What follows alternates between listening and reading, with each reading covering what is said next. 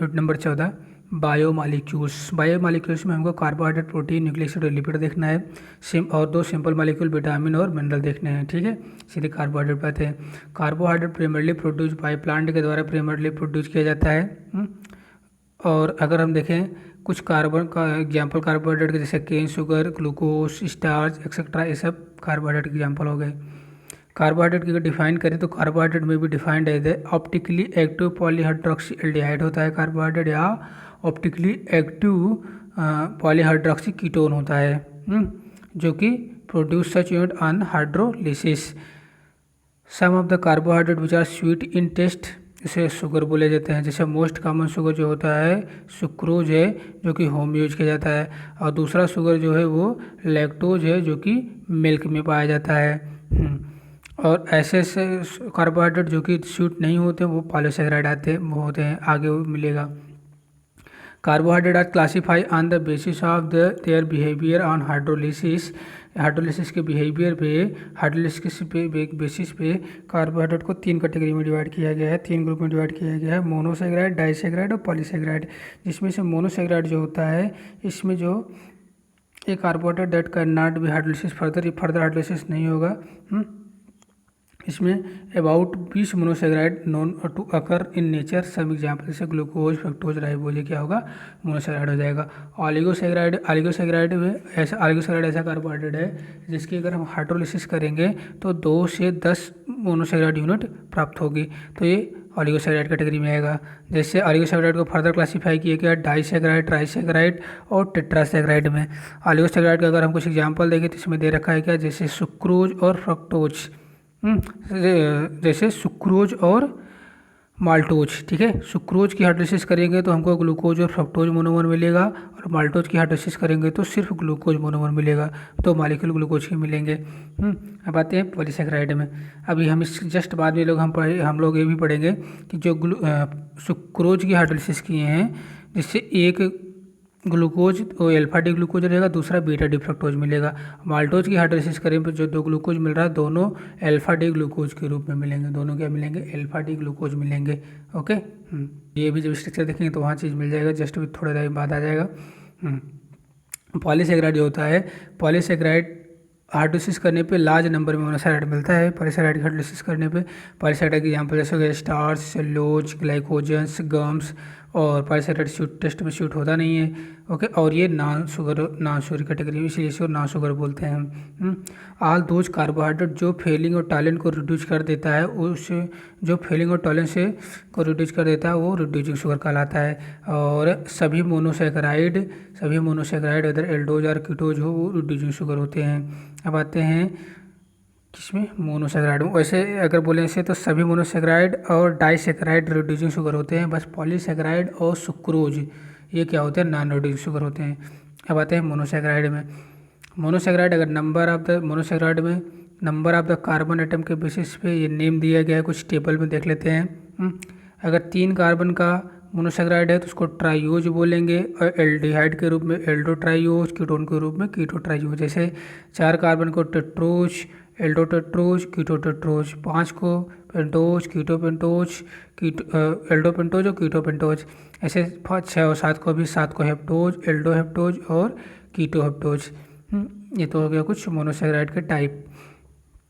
अब आते हैं ग्लूकोज में। ग्लूकोज जो होता है अकर होता है फ्री फॉर्म और कंबाइंड फॉर्म दोनों में पाया जाता है। ये स्वीट फ्रूट और honey be present in the sweet fruit and honey bee में पाया जाता है। अगर राइप ग्रुप देखें, राइप ग्रेप कच्चा अंगूर, राइप ग्रेप में भी ग्लूकोज लार्ज अमाउंट में प्रेजेंट होता है। अब पहले तो प्रिपरेशन ऑफ ग्लूकोज देखें, कैसे ग्लूकोज की प्रिपरेशन करेंगे। सुक्रोज या केन शुगर, सुक्रोज को केन शुगर भी बोलते हैं, ये भी याद रखिएगा, सुक्रोज को केन शुगर बोलते हैं। जब सुक्रोज को हम क्या करेंगे, बॉयल करेंगे with dilute HCl H2SO4 in alcoholic solution में, तो ग्लूकोज एंड फ्रक्टोज ऑब्टेन हो जाएगा। सुक्रोज को हम क्या करेंगे, बॉयल करेंगे विद डाइल्यूट HCl या डाइल्यूट H2SO4 में इन एल्कोहलिक सोल्यूशन में, तो सुक्रोज ब्रेक डाउन हो जाएगा ग्लूकोज और फ्रक्टोज में, हमको ग्लूकोज मिल गया। एक तरीका हो गया सुक्रोज या केन शुगर से ग्लूकोज मिल गया। अब आगे स्टार्च से कैसे प्राप्त करेंगे हम glucose? Starch commercially glucose to obtain by the hydrolysis of starch by boiling with the dilute H2SO4 at 393 kelvin. तो स्टार्च या सेलुलोज की हाइड्रोलिसिस कर देंगे in presence of dilute H2SO4 और 393 केल्विन टेम्परेचर पे अंडर 2 एटमॉस्फेरिक प्रेशर पे, तो glucose obtain हो जाएगा। रिएक्शन याद होनी चाहिए, बाकी और कोई इसका तरीका नहीं है। वैसे भी हमें पता है कि स्टार्च अगर या सेलुलोज ब्रेकडाउन होगा तो हम हाइड्रोलिसिस करेंगे तो ग्लूकोज ही ऑब्टेन होगा। और कौन सा ग्लूकोज इसमें ऑब्टेन होगा? स्टार्च को हाइड्रोलिसिस करने पे अल्फा डी ग्लूकोज, ठीक है। और ऐसे इसमें नहीं बताया कहाँ गया, ये रहा। इसमें जो होगा ये अल्फा डी ग्लूकोज रहेगा और ये बीटा डी फ्रक्टोज रहेगा। ये बाद में भी मिलेगा alpha D glucose beta D fructose sucrose की हाइड्रोलिसिस करने पे। ओके, अब आते हैं स्ट्रक्चर ऑफ ग्लूकोज पे थोड़ा सा। जो ग्लूकोज एक क्या है? एल्डोहेक्सोज है और इसको डेक्सट्रोज भी बोला जाता है। क्या? डेक्सट्रोज भी बोला जाता है। इसका मॉलिक्यूलर फार्मूला C6H12O6 है, ये तो पता ही है। ओके, अब ग्लूकोज प्राप्त करने का तरीका, बनाने का मतलब मेथड क्या है, कैसे बनाएं प्रिपरेशन उसका? अगर प्रोलॉन्ग हीटिंग विद द नहीं, ग्लूकोज की प्रॉपर्टी पढ़ रहे हैं, ठीक है। स्ट्रक्चर ऑफ ग्लूकोज पढ़ रहे हैं, ठीक है। Okay okay okay okay. Prolong heating, glucose को हम HI के साथ लंबे टाइम तक हीट कर देंगे HI के साथ, तो हमको N हेक्सेन प्राप्त हो जाएगा, ठीक है। और ये बताता है कि all the 6 carbon atom are linked in the state chain. जो ग्लूकोज का जितने भी 6 कार्बन है स्टेट चेन में है। ये रिएक्शन ये बताती है। ग्लूकोज के HI के साथ हीट करेंगे तो N हेक्सेन मिलेगा। और ग्लूकोज की रिएक्शन अगर हाइड्रोक्सिल एमीन से करवाएंगे तो ऑक्सिजन मिलेगा और हाइड्रोजन साइनाइड से करवाएंगे तो साइनोहाइड्रिन मिलेगा। ये रिएक्शन कंफर्म करती है कि ग्लूकोज में कार्बोनिल ग्रुप प्रेजेंट है, ठीक है। जैसे हम लोग जब एल्डिहाइड कीटोन मतलब कार्बोनिल कंपाउंड पढ़ रहे थे, एल्डिहाइड कीटोन और कार्बोनिक एसिड, उसमें हम लोग देखे थे कि जो एल्डिहाइड या ketone C double bond O group होता है, ये अगर इसमें हम क्या डाल देंगे, ऑक्सिजन से रिएक्शन करवा देंगे NH2OH से, तो हमको क्या मिल जाता था? हाइड्रोक्सिल एमीन से रिएक्शन करवा देंगे तो ऑक्सिजन मिल जाता था, और HCN से रिएक्शन करवा देते थे तो साइनोहाइड्रिन मिलता था। तो वही चीज़ यहाँ पे हो रही है। एक ग्लूकोज है, हाइड्रोक्सिल एमीन से रिएक्शन करवाएंगे तो ऑक्सिजन मिल रहा है, और ये ग्लूकोज है, अगर उसी रिएक्शन HCN से करवा दे रहे हैं तो साइनोहाइड्रिन मिल जा रहा है। तो इससे ये कन्फर्म हो रहा है कि ग्लूकोज में क्या है? एल्डिहाइड और कीटो मतलब कार्बोनिल ग्रुप प्रेजेंट है। आगे चौथा क्या है? ग्लूकोज को ऑक्सीडाइज करेंगे। Glucose oxidise into the gluconic acid in the presence of bromine water. Bromine water mild oxidise agent होता है, तो ये क्या करता है? ग्लूकोज को ऑक्सीडाइज कर देता है, किसमें? ग्लूकोनिक एसिड में। मतलब जो उसका एल्डिहाइड ग्रुप है वो चला जाएगा कार्बोनिक एसिड ग्रुप में, बाकी सब सेम रहेंगे। पांचवी रिएक्शन है ग्लूकोज का एसिटाइलेशन। ग्लूकोज का एसिटाइलेशन करेंगे तो बनेगा क्या? ग्लूकोज पेंटा एसीटेट ऑब्टेन होगा। ग्लूकोज का एसिटाइलेशन करेंगे विथ एसिटिक एनहाइड्राइड की प्रेजेंस में तो बनेगा क्या? ग्लूकोज पेंटा एसीटेट। ये क्या प्रूफ करता है? ये प्रूफ करता है कि ग्लूकोज में 5 OH ग्रुप प्रेजेंट हैं, 5 OH ग्रुप प्रेजेंट हैं, ठीक है। और वो OH ग्रुप रिप्लेस हो जा रहे हैं किससे? स्टाइल ग्रुप से। तो इस प्रकार से ग्लूकोज पेंटाएसीटेट मिल जा रहा है, ठीक है। तो ये पांचवी रिएक्शन थी ग्लूकोज की। छठी रिएक्शन है, अगर ऑक्सीडेशन करवाएंगे विथ नाइट्रिक एसिड के साथ तो ग्लूकोज कन्वर्ट हो जाएगा पहले तो ग्लूकोनिक एसिड में, फिर फर्दर कन्वर्ट हो जाएगा सैकरिक एसिड में। तो देखो ग्लूकोज का ऑक्सीडेशन करवा पहले वो किस में गया? सैकरिक एसिड में गया, और ये ग्लूकोनिक एसिड का ऑक्सीडेशन करवाएंगे तो भी सैकरिक एसिड में चला जाएगा, ठीक है। देखिए ये रिएक्शन ब्रोमीन वाटर से जब करवाए थे, ग्लूकोज का ऑक्सीडेशन ब्रोमीन वाटर से करवाया था तो ग्लूकोनिक एसिड में गया था, और अगर ग्लूकोनिक एसिड फिर फर्दर मतलब ऑक्सीडाइज हो जाएगा किसमें? सैकरिक एसिड में। तो दोनों ऑक्सीडाइज हो रहे हैं। ओके, तो ये भी इंडिकेट कर रहा है कि ग्लूकोज में प्राइमरी अल्कोहल ग्रुप प्रेजेंट हैं, ठीक है। अब यहाँ पे कुछ ज़्यादा देखना नहीं है, सीधे हम आते हैं यहाँ पे अल्फा जो प्लस और माइनस लिखा जाता है, ये with respect to the OH group के विथ रिस्पेक्ट पे लिखा गया। जैसे प्लस ग्लिसरॉल्डिहाइड है, माइनस ग्लिसरॉल्डिहाइड है। OH अगर राइट साइड पे है तो ये प्लस ग्लिसरॉल्डिहाइड हो गया, OH अगर लेफ्ट साइड पे है तो माइनस ग्लिसरॉल्डिहाइड हो गया। बस इसमें यही है, प्लस आइसोमर ग्लिसरॉल्डिहाइड डिकॉन्फिगरेशन जो होता है इसका मतलब होगा OH ग्रुप लाई करता है राइट हैंड साइड पे स्ट्रक्चर में, और अगर ये आइसोमर है OH ग्रुप का लाई करता है लेफ्ट हैंड साइड में स्ट्रक्चर में। बस इसका यही था, यही बताना चाहता था इसमें। आगे दे रखा है, ठीक है। अब जैसे इसमें हम लोग देखें, ये ये लोवेस्ट जो कार्बन है ये अगर राइट साइड में है तो डी हो गया, डी ग्लिसरॉल्डिहाइड हो गया। ऐसे ग्लूकोज में अगर देखेंगे तो जो लोवेस्ट कार्बन मीन्स CH2OH के जस्ट ऊपर वाला कार्बन, ये बॉक्स बना भी रखा है एनसीईआरटी ने अच्छी तरह से, तो आराम से इत्मीनान से इसको देखिए। OH किधर है, OH है किधर, राइट साइड में। अगर OH राइट साइड में है तो OH राइट साइड में इसको क्या लिखा जाएगा, प्लस, ठीक है। तो ये हो जाएगा डी प्लस ग्लूकोज। तो अगर OH लेफ्ट में होता तो OH लेफ्ट में होता तो यहाँ पे क्या लिखा जाता है, L माइनस। फिलहाल यहाँ पे राइट में है तो इसलिए डी प्लस लिखा गया है, और ग्लूकोज तो है ही। तो डी और L प्लस और माइनस किसके अकॉर्डिंग लिखा जा रहा है, वो जो लोवेस्ट कार्बन है उस पर, जो मतलब CH2OH के जस्ट ऊपर वाला जो कार्बन है उस पर OH राइट है कि लेफ्ट है, इसके अकॉर्डिंग। अब cyclic structure of glucose, cyclic structure of glucose में हम देखेंगे क्या 3 पॉइंट इसमें दे रखे हैं। फर्स्ट पॉइंट में बता रखा है कि अगर हम एल्डिहाइड ग्रुप ग्लूकोज जो है ना ही शिफ्ट टेस्ट देता है, इट डज नॉट मतलब it does not form the hydrogen sulphide के रिएक्शन करवाते हैं तो भी रिएक्शन नहीं देता है। मतलब NaHCO3 से रिएक्शन करवाएंगे, ग्लूकोज तो रिएक्ट नहीं करेगा। और glucose does not give the shift test, तो इस प्रकार से पता चलता है कि ग्लूकोज में एल्डिहाइड ग्रुप नहीं है। तो ये रिएक्शन मतलब ये प्रूव करती है, क्योंकि शिफ्ट टेस्ट भी नहीं दे रहा है और हाइड्रोजन सल्फाइड से रिएक्शन करवा रहे हैं तो वो भी नहीं दे रहा है। दूसरा दे रखा है पेंटा एसीटेट, जो ग्लूकोज का penta acetate of glucose does not react with the hydroxyl amine indicate the absence of free CHO group, ठीक है। तो ग्लूकोज जो पेंटा एसीटेट ऑफ ग्लूकोज है वो हाइड्रोक्सिल एमीन से रिएक्शन नहीं करता है, ये बताता है कि इसमें फ्री CHO ग्रुप एब्सेंट है। तीसरा पॉइंट बोल रखा है ग्लूकोज के बारे में, ग्लूकोज 2 फॉर्म एग्जिस्ट करता है, 2 डिफरेंट क्रिस्टलाइन फॉर्म एग्जिस्ट करता है, एक अल्फा ग्लूकोज, दूसरा बीटा डी ग्लूकोज। तो इसमें जो अल्फा डी ग्लूकोज होता है उसकी मेल्टिंग पॉइंट 419 केल्विन है, जबकि बीटा ग्लूकोज जो है उसकी मेल्टिंग पॉइंट 413 केल्विन है, ठीक है। इस मेल्टिंग पॉइंट पे ऑप्टेन होता है बीटा फॉर्म, ओके। और ठीक है, अब आगे देखते हैं। आगे फिर वही स्ट्रक्चर बता रखा है। अब अभी तक हमने देखा था डी प्लस ग्लूकोज और डी प्लस ग्लूकोज, ये हमने लिखना सीख लिया था। कैसे, जो लोवेस्ट कार्बन मतलब CH2OH कार्बन का जस्ट ऊपर वाला कार्बन अगर OH किधर है, OH राइट साइड में है तो डी प्लस लिखा जाएगा, जो तीनों स्ट्रक्चर में किधर है OH राइट साइड में है तो डी प्लस हो गया। अब एल्फा और बीटा कैसे लिखेंगे, तो एल्फा अगर स्ट्रक्चर में दिखे, वो एल्फा जो जस्ट ऊपर वाला का सेकंड कार्बन, ये वाला कार्बन, इस वाले कार्बन पे अगर नहीं फर्स्ट कार्बन जो है अगर उस पर OH किधर है, OH अगर राइट साइड में है, ये राइट साइड में है तो अल्फा लिखा जाएगा उसके लिए, और अगर लेफ्ट साइड में तो उसके लिए बीटा लिखा जाएगा। तो ये राइट में तो इसलिए अल्फा हो गया, ये भी राइट में तो इसलिए डी प्लस ग्लूकोज हो गया पूरा।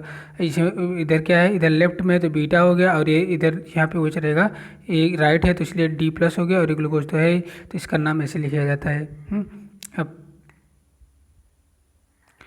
आगे दिया 2 cyclic hemiacetal form of the glucose differ only in the configuration of the hydroxyl group at the C1। Important चीज़ है, इसे एनोमेरिक कार्बन बोलते हैं। जो 2 साइक्लिक हेमिस्टल ग्लूकोज के 2 साइक्लिक हेमिस्टल हैं, उसमें सिर्फ कॉन्फ़िगरेशन कार्बन 1 पे डिफरेंट है, तो इसीलिए ये क्या हो जाता है, एनोमर शो करता है, एनोमेरिक कार्बन होता है। मतलब अगर पूछा जाएगा कि एनोमेरिक कार्बन ग्लूकोज में कौन सा है, तो C1 कार्बन जो होता है एनोमेरिक कार्बन होता है। क्यों, क्योंकि इसमें जो कॉन्फ़िगरेशन है हाइड्रोक्सिल ग्रुप का वो डिफरेंट है।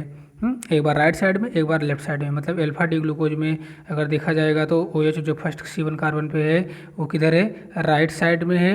और अगर बीटा डी ग्लूकोज है, यहाँ पे लिख देते हैं अल्फा डी ग्लूकोज और बीटा डी ग्लूकोज में अगर देखेंगे तो जो C1 कार्बन पे OH लगा हुआ है, हाइड्रोक्सिल ग्रुप किधर लगा हुआ है, C1 कार्बन पे OH इधर राइट साइड में लगा हुआ है अल्फा डी ग्लूकोज में। बीटा डी ग्लूकोज में C1 कार्बन पे जो OH लगा हुआ है वो किधर लगा हुआ है, लेफ्ट में लगा हुआ है। तो कॉन्फ़िगरेशन वेरिएबल हुई ना, डिफरेंट हुई ना, तो इसलिए C1 कार्बन क्या हो जाएगा, एनोमेरिक कार्बन हो जाएगा।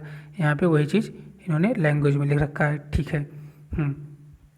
आगे such isomer that is the alpha form and beta form, जो अल्फा मतलब अल्फा डी ग्लूकोज और beta D glucose, alpha form beta form जो होता है वो क्या हो जाता है, एनोमर कार्बन हो जाता है, एनोमेरिक कार्बन हो जाता है। फिर से स्ट्रक्चर भी बताने की कोशिश करें। जैसे अब पायरान जो होता है साइक्लिक ऑर्गेनिक कंपाउंड होता है, तो इसी प्रकार से हम क्या बना देंगे, अल्फा डी ग्लूको पायरानोज और बीटा डी ग्लूको पायरानोज बना देंगे।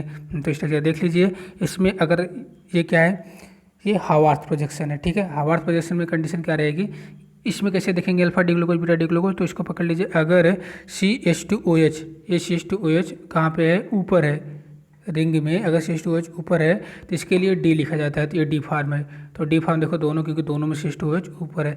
अब फर्स्ट कार्बन पे OH जो है अगर नीचे है तो उसके लिए अल्फा बोला जाएगा, और फर्स्ट कार्बन पे अगर OH ऊपर है तो उसके लिए बीटा बोला जाएगा। तो इस प्रकार से अगर इस स्ट्रक्चर में देखेंगे तो यहाँ पे फर्स्ट कार्बन पे OH नीचे है तो अल्फा हो गया, CH2OH ऊपर है तो डी हो गया, बाकी ग्लूकोपाइरिनोज तो है ही। तो इस प्रकार से इसका नाम अल्फा डी ग्लूकोपाइरिनोज हो गया। सेकंड स्ट्रक्चर में देखें अगर तो OH फर्स्ट कार्बन पे ऊपर है तो इसके लिए बीटा हो गया, और CH2OH जो है लास्ट कार्बन पर किधर है, ऊपर है, तो इसके लिए डी तो होगा ही, और ग्लूकोपाइरिनोज तो है तो बीटा डी ग्लूकोपाइरिनोज। आई होप कि स्ट्रक्चर का कैसे अल्फा डी बीटा डी लिखा जाता है हो गया होगा। तो ये हार्वर्ड प्रोजेक्शन का अल्फा डी बीटा डी हो गया। अब आते हैं फ्रक्टोज पे। फ्रक्टोज जो होता है एक इम्पॉर्टेंट कीटोहेक्सोज है। अगर इसकी हाइड्रोलिसिस करेंगे सुक्रोज की हाइड्रोलिसिस से फ्रक्टोज मिलता है। सुक्रोज की हाइड्रोलिसिस करेंगे तो अल्फा डी ग्लूकोज और बीटा डी फ्रक्टोज मिलेगा, ठीक है। और नेचुरली जो फ्रक्टोज पाया जाता है, natural monosaccharide found in the fruit, honey and vegetables. Okay, बस बाकी स्ट्रक्चर ऑफ द फ्रक्टोज में वही बता रखा है कि अल्फा डी फ्रक्टोफ्यूरोनोज और बीटा डी फ्रक्टोफ्यूरोनोज, या ये कैसे लिखा जाएगा। बाकी इसमें कुछ खास है नहीं। ओके, आते हैं डाइसैकेराइड पे। डाइसैकेराइड में जो लिंकेज होता है दो मोनोसैकेराइड से मिलकर डाइसैकेराइड बनेगा, तो वो लिंकेज जो होता है बिटवीन द टू मोनोसैकेराइड के बीच में, वो थ्रू द ऑक्सीजन के थ्रू होता है, और उसको बोलते हैं ग्लाइकोसिडिक लिंकेज। अब कुछ देखते हैं, यहाँ पे दे रखा है डाइसैकेराइड विशेष होता क्या है, रिड्यूसिंग शुगर होता है। In disaccharide if the reducing group of monosaccharide that is the aldehyde और कीटोन ग्रुप आर बॉन्डेड, तो उसको बोलेंगे नॉन रिड्यूसिंग शुगर। जैसे सुक्रोज जो होता है नॉन रिड्यूसिंग शुगर होता है, बाकी जितने भी डाइसैकेराइड है वो रिड्यूसिंग है। मोनोसैकेराइड डाइसैकेराइड सब रिड्यूसिंग है, बस ये जो है सुक्रोज नॉन रिड्यूसिंग है, और पॉलीसैकेराइड भी नॉन रिड्यूसिंग है। अब on other hand, sugar in which these functional group are free called the reducing sugar, example जैसे माल्टोज और लैक्टोज हो गया। सुक्रोज को देखेंगे तो अगर सुक्रोज क्या होता है, एक कॉमन डाइसैकेराइड है, तो सुक्रोज की हाइड्रोलिसिस करने में पता है ये सुक्रोज के डाइसैकेराइड करेंगे तो क्या मिलेगा, अल्फा डी ग्लूकोज और बीटा डी फ्रक्टोज मिलेगा। तो सुक्रोज की हाइड्रोलिसिस करने पर अल्फा डी ग्लूकोज और बीटा डी फ्रक्टोज ऑब्टेन हुआ। अब यहाँ पर जो टू मोनोसैकेराइड है, मतलब alpha D glucose beta D fructose, ये held together by the glycosidic linkage between the alpha D glucose C1 का अल्फा डी ग्लूकोज का C1 और बीटा डी फ्रक्टोज का C2, यानी कि इसमें C1C2 लिंकेज पाई जाती है। C1C2 लिंकेज पाई जाती है किसमें, सुक्रोज में। अल्फा डी ग्लूकोज का C1 कार्बन और बीटा डी फ्रक्टोज का C2 कार्बन, ये दोनों जो होते हैं ऑक्सीजन से लिंक होते हैं, जिसको बोलते हैं क्या, ग्लाइकोसिडिक लिंकेज। और ये वाला जो सुक्रोज है, सुक्रोज कैसा होता है, नॉन रिड्यूसिंग शुगर होता है। बस अब आते हैं सीधे अगले टॉपिक पे, माल्टोज के बारे में। माल्टोज पहले याद रखना है कि ये दो मोनोमर्स के जो हैं वो माल्टोज के दो मोनोमर कौन से, एक होता है अल्फा डी ग्लूकोज, दोनों के दोनों अल्फा डी ग्लूकोज होते हैं, दोनों के दोनों अल्फा डी ग्लूकोज होते हैं।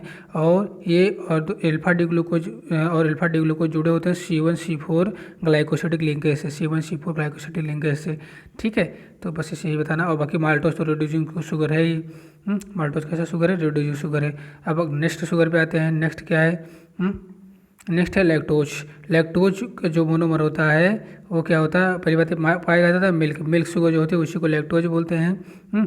और इसका मोनोमर होता है बीटा डी गैलेक्टोज और beta D glucose. Beta D galactose और बीटा डी ग्लूकोज के जो लिंकेज होता है, इनके बीच में C1 और C4 ग्लाइकोसिडिक लिंकेज होता है। C1C4 ग्लाइकोसिडिक लिंक हो जाता है, और रिड्यूसिंग शुगर तो है ही।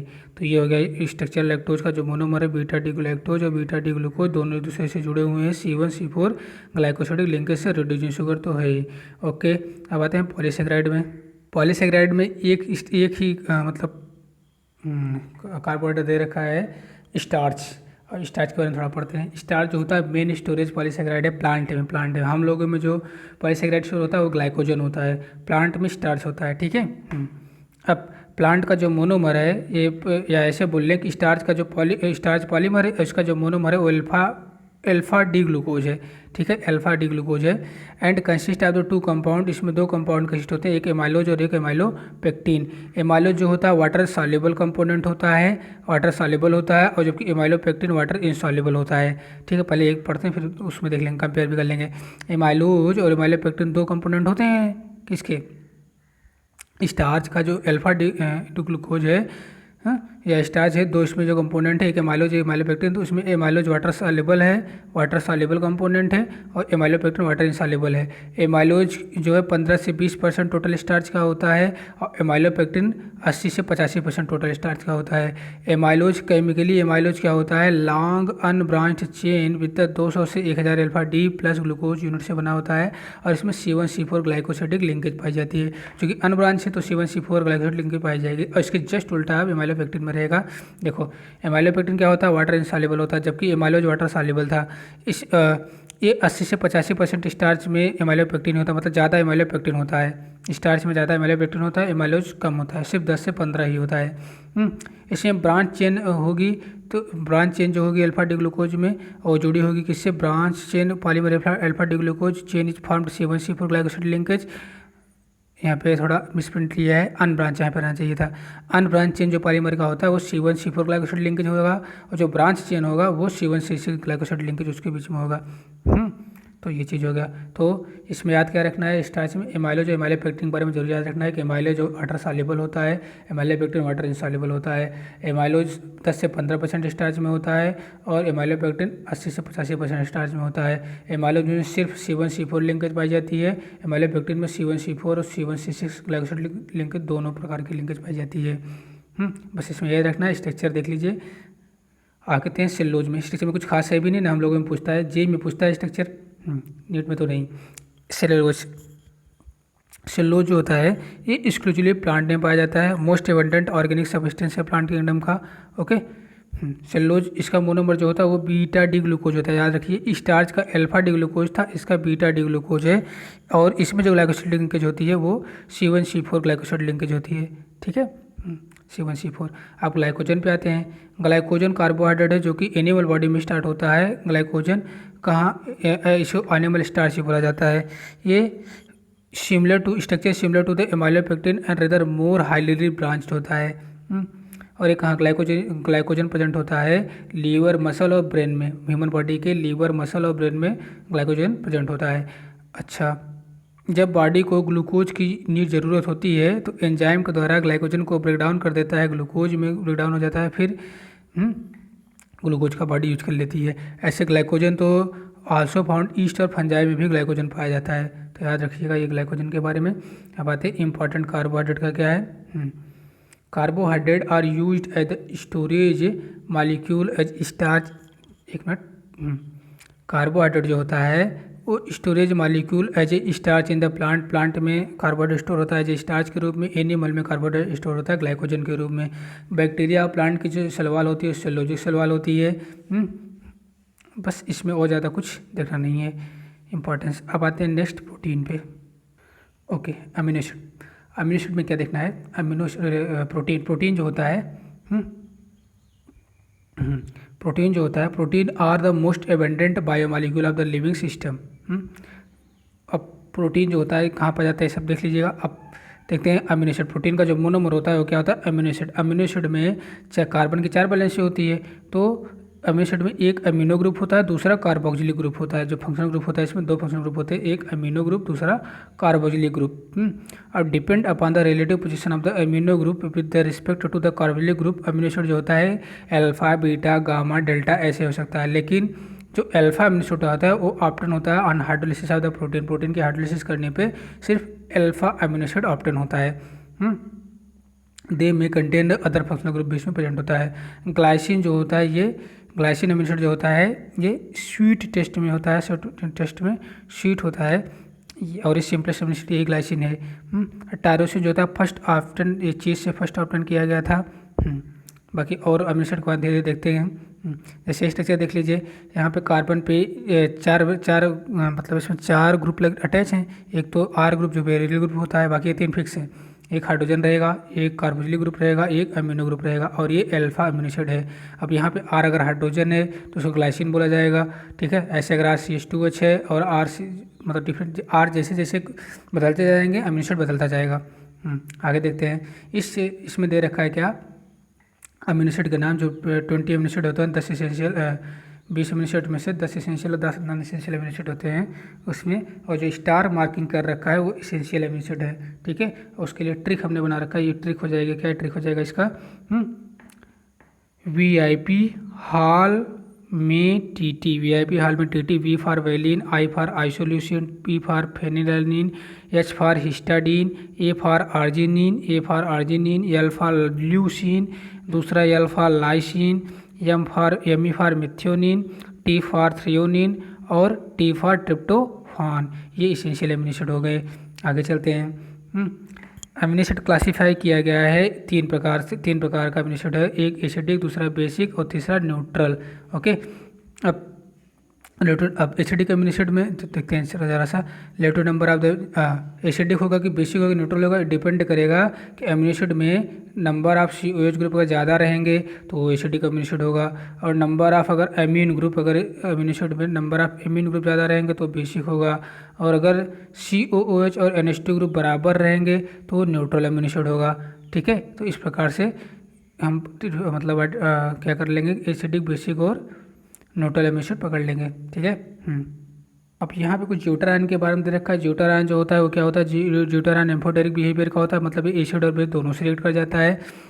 एक्सेप्ट ग्लाइसिन, ऑल जितने भी ग्लाइसिन को छोड़कर जितने भी नेचुरल अकरिंग अमीनो एसिड है, अल्फा अमीनो एसिड है, वो ऑप्टिकली एक्टिव होते हैं। ग्लाइसिन क्यों ऑप्टिकली एक्टिव नहीं होता, अगर ग्लाइसिन का स्ट्रक्चर देखेंगे तो इसमें ग्लाइसिन में एक NH2 होता है, एक COH ग्रुप होता है और एक H ग्रुप होता है, और एक वेरिएबल ग्रुप जो R होता है वहाँ पे भी H होता है। तो दो H सेम हो गए, एक ही कार्बन से अगर दो सेम ग्रुप लगे हुए हैं तो कार्यल होगा नहीं, जब कार्यल होगा नहीं तो ऑप्टिकली इनएक्टिव हो जाएगा। तो इसमें सिर्फ ग्लाइसिन, पूरे अमीनो एसिड में सिर्फ ग्लाइसिन अमीनो एसिड ऐसा है जो कि ऑप्टिकली क्या है, एक्टिव नहीं है, बाकी सभी के सब ऑप्टिकली एक्टिव हैं। Since alpha carbon atom is asymmetrical, this exist by D and alpha, most naturally occurring amino acid जो होता है वो कौन सा होता है, L कॉन्फिगरेशन वाला अमीनो एसिड होता है।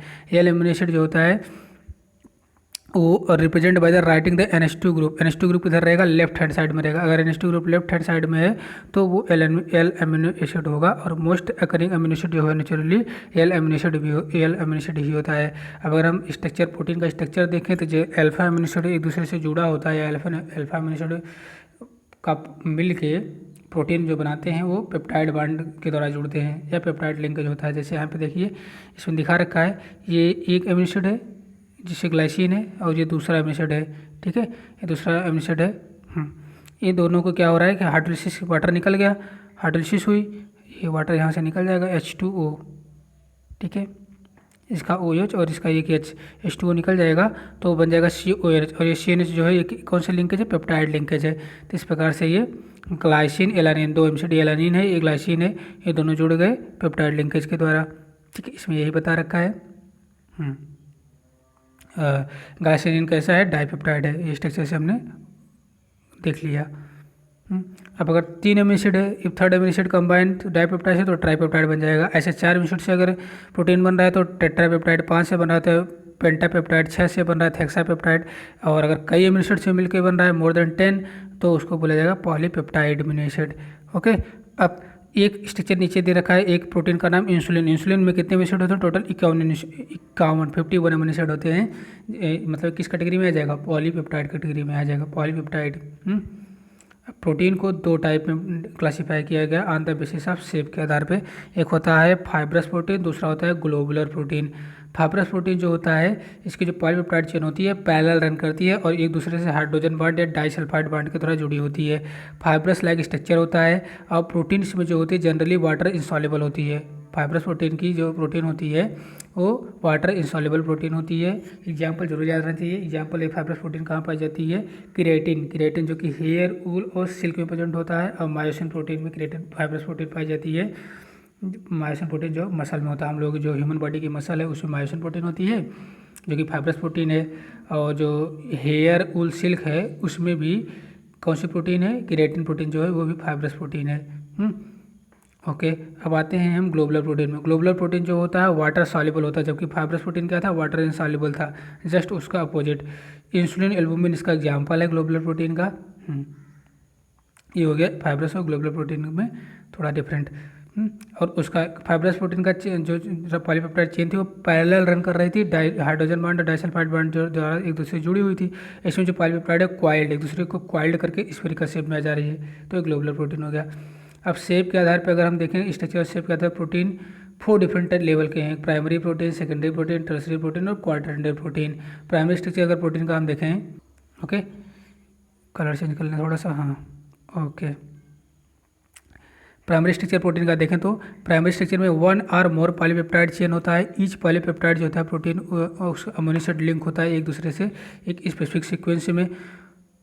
मतलब एक सीक्वेंस में अगर अमीनो एसिड एक सीक्वेंस अगर अमीनो एसिड है, सीक्वेंस अमीनो एसिड में लगा हुआ है, अमीनो एसिड अगर सीक्वेंस में लगा हुआ है तो प्राइमरी स्ट्रक्चर प्रोटीन का होगा। और any change in primary structure protein that is sequence of amino acid created different protein हो जाएगा। फिर अब सेकेंडरी स्ट्रक्चर प्रोटीन का अगर देखेंगे, सेकेंडरी स्ट्रक्चर प्रोटीन में टू डिफरेंट टाइप का स्ट्रक्चर होता है, एक अल्फा हेलिक्स, दूसरा बीटा प्लेटेड स्ट्रक्चर। अगर पूछा जाएगा अल्फा हेलिक्स और बीटा प्लेटेड स्ट्रक्चर किस में होता है, तो सेकेंडरी प्रोटीन में होता है, सेकेंडरी प्रोटीन में होता है, ठीक है। अब ये स्ट्रक्चर राइज कैसे होता है, मतलब जो सेकेंडरी प्रोटीन है ये राइज होता है due to the regular folding of the backbone of the polypeptide chain due to the hydrogen bonding between the carbonyl group, मतलब जो carbonyl C double bond O group है और अमीनो ग्रुप का NH group है, उसके बीच में हाइड्रोजन बॉन्डिंग हो जाती है, ठीक है। Alpha helix. अब उसके बाद आते हैं, हमें कुछ है नहीं खास। Beta tertiary structure of protein पता है। टर्सरी स्ट्रक्चर ऑफ प्रोटीन कैसे बनता है, ये folding of the polypeptide chain के फोल्डिंग से ये tertiary structure of protein obtain होता है। टर्सरी स्ट्रक्चर ऑफ प्रोटीन मतलब folding of the structural protein में फर्दर फोल्डिंग होती है तो वो क्या बनता है, टर्सरी प्रोटीन बन जाता है। जैसे हम लोग अभी पढ़े थे, जो फाइब्रस और ग्लोबुलर प्रोटीन पढ़े थे, फाइब्रस जो क्रिएटिन में था और ग्लोबुलर जो था कहाँ पे था, यहाँ पे जस्ट ऊपर हम लोग 2 एग्जाम्पल देखे हैं। फाइब्रस जो था वो क्रिएटिन और मायोसिन में था और ग्लोबुलर जो था वो कहाँ पे था, ग्लोबुलर एल्बुमिन और इंसुलिन में था। तो जो है टर्सरी स्ट्रक्चर ऑफ प्रोटीन में दिखा रखा है, फाइब्रस और ग्लोबुलर ये जो कैसे हैं, टर्सरी स्ट्रक्चर हैं एंड टर्सरी प्रोटीन है ये, ओके। तो सेकेंडरी और टर्सरी स्ट्रक्चर ऑफ प्रोटीन और हाइड्रोजन बॉन्ड इसमें होता है, डाइसल्फाइड लिंकेज होता है, वांडर वाल और इलेक्ट्रोस्टैटिक फोर्स ऑफ अट्रैक्शन, मतलब इसमें इतने टाइप का लिंकेज होता है। टर्सरी प्रोटीन, सेकेंडरी प्रोटीन और टर्सरी प्रोटीन में हाइड्रोजन बॉन्ड भी होता है, डाइसल्फाइड बॉन्ड, वांडर वाल and electrostatic force of attraction. अगर पूछा जाए फाइब्रस और ग्लोबुलर किस प्रोटीन में आएंगे, तो टर्सरी प्रोटीन में आएंगे, ओके। चलो अब आते हैं क्वाटरनरी प्रोटीन में। क्वाटरनरी प्रोटीन में जैसे हीमोग्लोबिन जो होता है, ह्यूमन ब्लड में जो हीमोग्लोबिन होता है उसमें पाया जाता है क्वाटरनरी प्रोटीन। इसमें 2 अल्फा 2 बीटा चेन होती है, ठीक है। तो इसमें ज़्यादा गुस्सा होती है नहीं है। चलो अब एक चीज़ और, जो प्रोटीन होता है, प्रोटीन अपनी बायोलॉजिकल एक्टिविटी प्रोटीन कौन सा, टर्सरी स्ट्रक्चर जो प्रोटीन होता है वो बायोलॉजिकल एक्टिविटी में अपना रोल यहाँ पर लिख रखा होगा। Protein follow biological system with unique 3 dimensional structure and biological activity, okay. तो ये हो जाएगा। बाकी प्रोटीन अगर हम क्या करेंगे, due to this globular unfold and helix get uncoiled and protein loss the biological activity को लॉस कर देता है, जिसको बोलते हैं डीनेचुरेशन। कब, जब प्रोटीन को टेम्परेचर ज़्यादा दे देंगे, मतलब टेम्परेचर उसको ज़्यादा हो जाएगा तब। Denaturation of secondary and tertiary protein destroy but primary protein, अगर मतलब टेम्परेचर दे दिए, प्रोटीन का डिनेचुरेशन हो जाएगा, लेकिन सेकेंडरी टर्सरी प्रोटीन का डिनेचुरेशन हो जाएगा, लेकिन प्राइमरी का नहीं होगा, प्राइमरी रिमेन्स इंटैक्ट रह जाएगा, ठीक है। इसी प्रकार से coagulation coagulation of egg white on boiling is a common example है, डिनेचुरेशन का एग्जाम्पल है। मतलब जब एग को उबाला जाता है तो वाइट हो जाता है, इसका ये क्यों, क्योंकि उसकी जो प्रोटीन होती है एग के अंदर, सेकेंडरी टर्सरी प्रोटीन जो भी हो वो क्या हो जाएगी, डीनेचर्ड हो जाएगी, ठीक है। अनदर एग्जाम्पल जैसे कर्डलिंग ऑफ द मिल्क, जो मिल्क होता है, दूध जो है दही में बदल जाता है, ये भी किसकी वजह से होता है, formation of lactic acid by the bacteria present in the milk. अब आते हैं एंजाइम पे। एंजाइम के बारे में कुछ देखना नहीं है, ऑल एंजाइम आर प्रोटीन सबको पता होगा, लेकिन अब यहाँ पे थोड़ा एक्स्ट्रा याद कर लीजिए, मतलब अच्छी टिप्स यहाँ पे लिखी है एनसीईआरटी ने। Almost all enzyme are globular protein, हम लोग याद करते हैं ऑल एंजाइम आर प्रोटीन, लेकिन कौन सी प्रोटीन? ग्लोबुलर प्रोटीन, ठीक है। All enzyme are globular protein except ribozyme जो कि न्यूक्लिक एसिड होता है। ओके, अब यहाँ पे जैसे माल्टोज है, माल्टोज को माल्टेज एंजाइम लगा देंगे तो ब्रेकडाउन हो जाएगा किसमें? 2 ग्लूकोज में। कौन कौन सा ग्लूकोज? दोनों अल्फा डी ग्लूकोज रहेंगे, ठीक है। आगे आ जाते हैं, एंजाइम के अंत में ये लगाया जाता है तो सिंपल सा पता है, mechanism of enzyme action. Mechanism of enzyme action में एंजाइम जो होता है, इसमें एंजाइम अगर ये पता होगा कि किसी भी केमिकल रिएक्शन में अगर एज ए कैटलिस्ट के रूप में अगर एंजाइम यूज कर रहे हैं तो क्या करता है? एक्टिवेशन एनर्जी को क्या करता है? रिड्यूस कर देता है। वही लिखा है, enzyme reduce the magnitude of the activation energy और रिएक्शन फास्ट हो जाती है। इसमें ये बता रखा है, ज़्यादा कुछ खास बता नहीं रखा है। अब आते हैं विटामिन पे। विटामिन में थोड़ा सा देखते हैं। विटामिन ऑर्गेनिक कंपाउंड है, बॉडी को बहुत माइन्यूट अमाउंट है, मतलब स्मॉल अमाउंट में डाइट में चाहिए। और अगर ये ज़्यादा हो गया, कम हो गया तो भी दिक्कत, विटामिन कम हो गया तो भी दिक्कत, ज़्यादा हो गया तो भी दिक्कत, मतलब डिफिशियंसी होने से भी डिजीज काज हो जाएगी, और अगर विटामिन ज़्यादा हो गया तो भी डिजीज काज हो जाएगी। अब विटामिन की डिफिनेशन देख लेते हैं। विटामिन मतलब ऑर्गेनिक कंपाउंड होता है, required in the diet in the small amount and perform the specific biological function for the normal maintenance of the optimal growth, ठीक है, and health of the organism. तो ये तो विटामिन की simple definition हो गई। अब हम इसमें एक ट्रिक देखते हैं। अगर विटामिन तो एनसीईआरटी में दे रखा है, जो A D A B C D E के इतना दे रखा है, जिसमें से विटामिन ए डी ई के ये क्या होता है? फैट सॉल्युबल विटामिन होता है, फैट सॉल्युबल विटामिन होता है। और जो विटामिन बी सी है ये वाटर सॉल्युबल विटामिन होता है। क्या होता है? वाटर सॉल्युबल, WBC याद रखिएगा, वाटर सॉल्युबल विटामिन होता है। एक मिनट, ओके, तो ये हो जाएगा अपना वाटर सॉल्युबल फैट सॉल्युबल, याद रहेगा ना। WBC मतलब W for water soluble, B for vitamin B, C for vitamin C. ये क्या हो जाएगा? वाटर सॉल्युबल में विटामिन बी और विटामिन सी आ जाएगा। ओके, अब जरा सा देख लेते हैं। एनसीईआरटी में बता रखा है कि जो AD, ABCD, okay, vitamin B1, B2, B6, B12 etcetera, ये क्या हो जाएंगे? ये सब विटामिन के B1 के डेरिवेटिव हो गए, विटामिन बी के डेरिवेटिव हो गए, sorry. Excess of the vitamin ये भी हार्मफुल होता है, ओके। तो इसलिए इसको विटामिन को अगर टेकअप करना है, मतलब विटामिन खाना है, जैसे विटामिन की टैबलेट भी आती हैं, तो उसको विदाउट डॉक्टर के एडवाइस के नहीं लेना चाहिए, ठीक है। अब आते हैं टर्म विटामिन क्वाइंड, ये दे रखा है वर्ड वाइटल और अमीन से बना हुआ है। बस अब आते सीधे विटामिन के क्लासिफिकेशन पे। विटामिन का क्लासिफिकेशन सॉल्युबिलिटी के बेसिस किया गया है। Water soluble, fat soluble vitamin होता है। फैट सॉल्युबल विटामिन में विटामिन ए डी ई किया जाएगा, और ये स्टोर होता है लीवर और एडिपोज टिश्यू में। एडिपोज मतलब फैट स्टोरिंग टिश्यू में स्टोर होता है। जबकि water soluble vitamin, vitamin B और विटामिन सी आता है, ये क्या होते हैं? एक्सक्रीट आउट हो जाते हैं यूरिन के through, accept vitamin B12। Important है, ये बहुत इंपॉर्टेंट, पूछ भी रखा है कौन सा विटामिन जो है वाटर सॉल्युबल विटामिन है, लेकिन वो यूरिन के थ्रू एक्सक्रीट नहीं होता है, तो विटामिन B12 जो है बॉडी के अंदर रह जाता है, वो एक्सक्रीट आउट नहीं होता है, ठीक है। बाकी सब विटामिन B1, B2, B6, ठीक है, विटामिन बी, ये सब क्या हो जाते हैं? ये यूरिन के थ्रू एक्सक्रीट हो जाते हैं, लेकिन विटामिन B12 नहीं। विटामिन सी भी हो जाएगा क्योंकि ये सब वाटर सॉल्युबल विटामिन है। आगे कुछ चार्ट दे रहा है, बहुत इंपॉर्टेंट चार्ट है, ओके। इत्मीनान से इसको आराम से एक बार देखिएगा और इसको माइंड में सेट करिएगा। पहले विटामिन ए है। विटामिन ए कैसा है? फैट सॉल्युबल विटामिन है। इसका सोर्स क्या है? Fish liver oil, carrot, butter, milk. मतलब मछली का लीवर ऑयल जो होता है वो खाओ, गाजर खाओ, बटर और मिल्क खाओ, तो विटामिन की कमी नहीं होगी। अगर कमी हो गई, अगर ये सब नहीं खाओगे तो कमी हो गई तो जीरोथैलेमिया हो जाएगा, मतलब हार्डनिंग ऑफ द कॉर्निया, आज जिसको बोलते हैं रतौंधी, नाइट ब्लाइंडनेस हो जाएगी। विटामिन B1 जिसका दूसरा नाम है थियामिन, ये किस में मिलता है? इसका सोर्स जो है वो क्या है? ईस्ट है। ईस्ट है, मिल्क मतलब दूध, ग्रीन वेजिटेबल हरी सब्जी, सीरियल्स मतलब दालें, उसके बाद ये सब अगर मतलब दूध, हरी सब्जी और दालें, ये खाने से विटामिन B1 बॉडी में मेंटेन रहेगा, मतलब थियामिन। और अगर ये नहीं खाओगे तो डिफिशियंसी हो जाएगी विटामिन B1 की, और हो जाएगा बेरी, मतलब लॉस ऑफ हेपेटाइटिस और ग्रोथ रिटार्ड हो जाएगी। अब विटामिन B2 राइबोफ्लेविन जिसको बोलते हैं, ये भी दूध, अंडा और लीवर और किडनी में मिलता है, ओके। और अगर ये तो अंडा और दूध नहीं खाओगे तो इसकी डिफिशियंसी हो जाएगी विटामिन B2 की, और हो जाएगा क्या? चिलोसिस मतलब कि fissuring at a corner of the mouth and the lips, digestive disorder हो जाएगा, burning sensation, skin burning sensation होगी। तो ये विटामिन B12 B2 को मेंटेन रखो बॉडी में, दूध अंडा खाओ चाँप के। ओके, विटामिन B6 जो होगा इसका दूसरा नाम है पायरिडॉक्सिन। पायरिडॉक्सिन जो होता है ये मतलब B6 जो होता है इसका सोर्स है yeast, milk, egg yolk, cereals और ग्रैम्स, मतलब दालें हो गई, दूध और अंडा हो गया। इन सब में पाया जाएगा विटामिन B6। तो इसका जो है इसकी डिफिशियंसी, इसकी अगर कमी हो गई तो कन्वाल्यूजन हो जाएगा।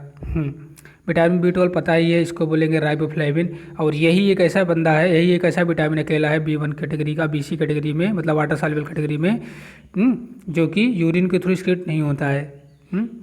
सॉरी, राइबोफ्लेविन इसको नहीं बोलेंगे। विटामिन B12 को क्या बोलते हैं, दिया नहीं है आई थिंक, चलो कोई दिक्कत नहीं। अरे पाया जाएगा विटामिन B2 को राइबोफ्लेविन बोलते हैं, ठीक है। विटामिन B12 को ठीक है। ये कहाँ पाया जाएगा, जैसे मीट मतलब मांस, फिश, एग एंड कर्ड, दही, अंडा और मछली, ठीक है। इन सब में विटामिन B12 मिलता है। और विटामिन B12 अगर कमी हो गई, डिफिशियंसी हो गई तो परनीशियस एनीमिया हो जाएगा, मतलब RBC की डिफिशियंसी हो जाएगी। इन हीमोग्लोबिन में RBC की डिफिशियंसी हो जाएगी, विटामिन B12 की कमी हो गई अगर तो फिर वही अंडा और दही खाओ और विटामिन B12 बढ़ाओ, ठीक है, मतलब मेंटेन करो, बढ़ाओ, नहीं बढ़ाओगे तो भी दिक्कत हो जाएगी। Vitamin B C ascorbic acid होती इसको बोलते हैं। और ये कहाँ पाया जाता है, सिट्रस फ्रूट, आंवला, ग्रीन लीफी वेजिटेबल में पाया जाता है। अगर ये विटामिन C की डिफिशियंसी होगी तो स्कर्वी यानी ब्लीडिंग कम हो जाएगा, स्कर्वी डिजीज हो जाएगी, ब्लीडिंग कम हो जाएगा। ओके, विटामिन डी जो सनलाइट का एक्सपोजर होता है, सुबह सुबह की जो सनलाइट है उसमें विटामिन डी मिलती है, फिश में मिलती है और ये आग में मिलती है। और अगर इसकी विटामिन डी की डिफिशियंसी हो गई तो रिकेट्स हो जाएगा, ठीक है। चिल्ड्रन में बोन डिफॉर्मेटाइज हो जाएगी, चिल्ड्रन में ऑस्टियोमलाकिया हो जाएगा, soft bone and joint pain, adult में जो है पेन होगा बोन में। तो विटामिन डी भी मेंटेन रखो, बोन में पेन होगा। विटामिन ई वेजिटेबल ऑयल जैसे वीट, गम ऑयल, सनफ्लावर ऑयल, इस सब विटामिन ई पाया जाएगा। अगर इसकी कमी हो गई तो जो फ्रेगिलिटी होती है इंक्रीज हो जाएगी, फ्रेगिलिटी ऑफ RBC, और मस्कुलर वीकनेस होगी। विटामिन के हरी सब्जियों में पाया जाता है सिर्फ, ये ब्लड क्लॉटिंग टाइम को बढ़ाता है। तो सोर्स देख लो कहाँ कौन मिलता है, कौन सा विटामिन, और किसकी कमी से कौन सी डिजीज हो जाएगी। न्यूक्लिक एसिड में ज़्यादा कुछ है नहीं, ये इनहेरिटेड करेक्टर होता है, हेरिडिटी जिसको बोलते हैं, मतलब अब न्यूक्लिक एसिड में हम लोग दो चीज़ पढ़ते हैं, एक DNA 2 टाइप का, एक DNA deoxy ribo nucleic acid, दूसरा RNA ribo nucleic acid. Okay, ये पॉलीमर दोनों किसके पॉलीमर हैं, न्यूक्लियोटाइड के पॉलीमर हैं, ठीक है, इसलिए इसको बोलते हैं पॉलीन्यूक्लियोटाइड। अब इसका थोड़ा केमिकल कंपोजिशन देख लेते हैं न्यूक्लिक एसिड का। तो केमिकल कंपोजिशन अगर न्यूक्लिक एसिड देखेंगे तो इसमें जो हाइड्रोलाइसिस ऑफ DNA RNA से मिलता है पेंटोज शुगर फास्फेट, मतलब इसमें 3 चीज़ होती हैं, पेंटोज शुगर, फास्फोरिक एसिड मतलब फास्फेट, और नाइट्रोजन मतलब नाइट्रोजन कंटेनिंग हाइड्रोसाइक्लिक कंपाउंड जिसे बोलते हैं नाइट्रोजन बेस।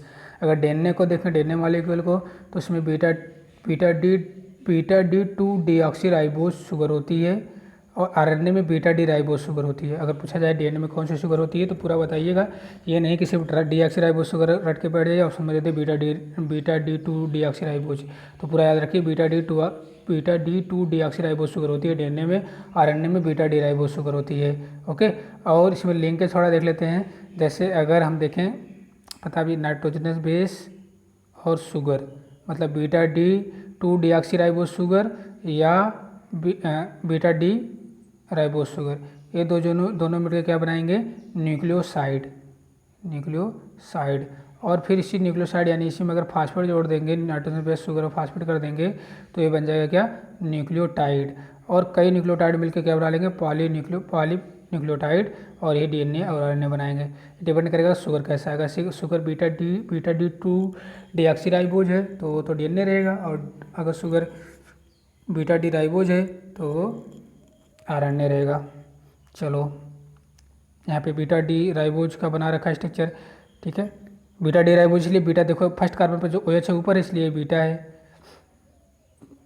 और ठीक है, और D इसलिए है क्योंकि ये CH2H जो है किधर है, ऊपर है तो D हो गया। इसमें CH2H इसमें भी ऊपर है तो D हो गया, और OH ऊपर है इसलिए बीटा हो गया। तो इस प्रकार से पकड़ सकते हैं, लेकिन स्ट्रक्चर से पूछेंगे सीधा रट्टा फिक्सन होना चाहिए कि DNA में बीटा डी 2 डीऑक्सी राइबोज दे रहा है, क्योंकि उसमें तो मतलब फिगर बना के देगा नहीं ऑप्शन में, सीधे पूछेगा, तो सीधे याद रखना चाहिए चीज़। DNA contain the 4 base, DNA में 4 नाइट्रोजन बेस होते हैं, एडेनिन, गुआनिन, थायमिन और साइटोसिन, जबकि आरएनए में फर्स्ट 3 बेस होते हैं। कौन कौन से? एडेनिन, गुआनिन, साइटोसिन, और थायमिन जो है वो रिप्लेस हो जाता है यूरेसिल से। ठीक है, यही बता रखा है। स्ट्रक्चर देख लीजिए ध्यान से। एडेनिन होता है जो कि हेट्रोसाइक्लिक रिंग है, 2 रिंग है, गुआनिन में भी 2 रिंग है, साइटोसिन, थायमिन और यूरेसिल में 3 कितने सिंगल रिंग है। तो ये जो दोनों होंगे ये कौन से हो जाएंगे? एक है प्यूरिन, एक है पिरिमिडिन। ओके।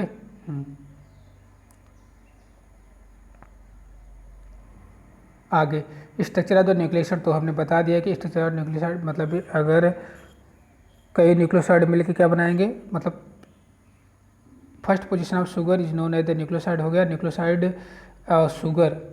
ठीक है, ये बता रखा है इसने, जोड़ देंगे अगर देखो साफ साफ इसमें ये बताना सिर्फ कि नाइट्रोजन बेस, शुगर और फास्फेट मिलकर न्यूक्लियोटाइड बनाते हैं, कई न्यूक्लियोटाइड मिलकर क्या बनाते हैं?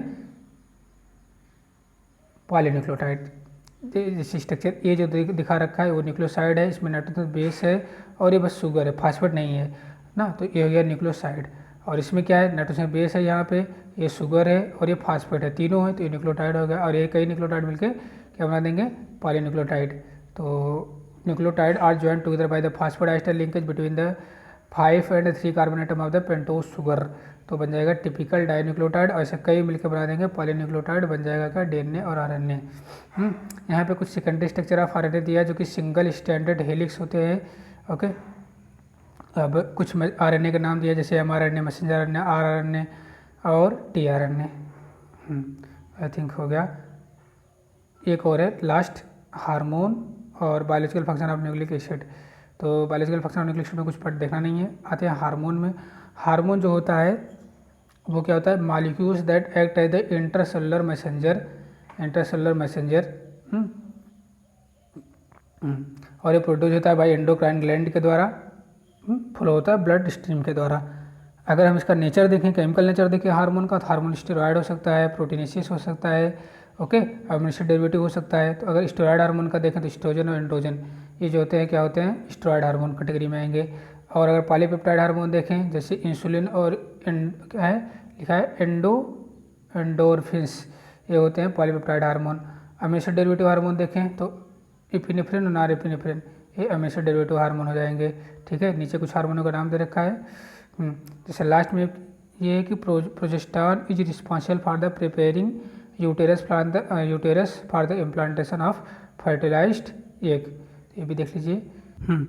थोड़ा हार्मोन देख लेते हैं। ठीक है, हार्मोन तो जैसे कि कुछ हार्मोन का नाम एस्ट्रोजन, एंड्रोजन, ये सब हो गया।